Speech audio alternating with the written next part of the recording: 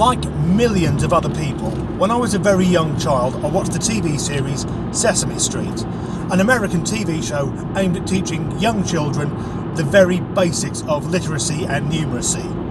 Although it is an American show, so they do use that slightly diluted version of English as adopted by our cousins over in the colonies.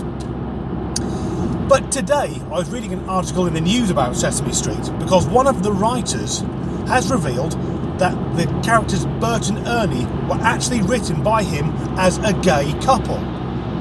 Now, I've never questioned the sexuality of puppets on a TV show for the under fives, but I did think, what a wonderful time to be alive, so enlightened that these stories can come out without prejudice. And I continued reading, and the writer had said again he based the characters on him and his boyfriend.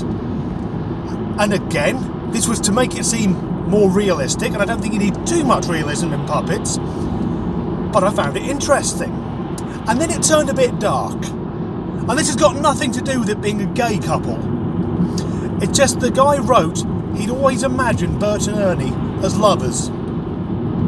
That's nice, isn't it? Because as a young child watching Sesame Street, I had no idea that the characters were fucking each other. I mean, it does go a long way to explain why Bert always seemed miserable. I was watching this in the early 80s. He was a gay man living in America in the middle of the HIV and AIDS crisis. I mean, he must have spent all this time being beaten up by the police or burying his friends. No wonder he never had a smile on his face. But if this is what was going on in the minds of the writers, what the fuck else was meant to be happening on Sesame Street when the cameras weren't rolling? The Count was a fucking vampire when he wasn't going one.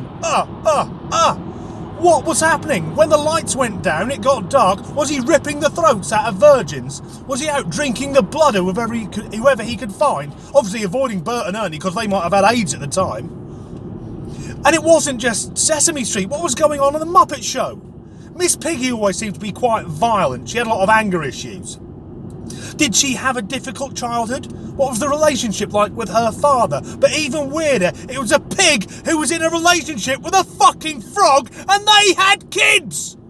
Don't believe me? Muppets Christmas Carol. They've got children together. What miracle of genetics has caused this? Surely the Almighty himself must have blessed that union. Or maybe not. Maybe it's just this one writer who was sexualising the characters in the kids' TV show. There's nothing wrong with that. He got some good writing out of it. I'd just like to... Actually... Sorry for pointing. Apparently that's aggressive according to some of the comments I've had.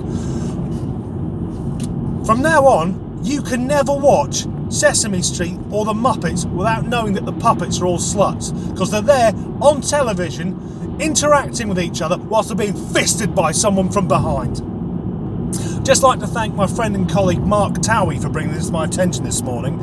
He walked past me and went, Dan, have you heard? Even the fucking Muppets have come out as gay now.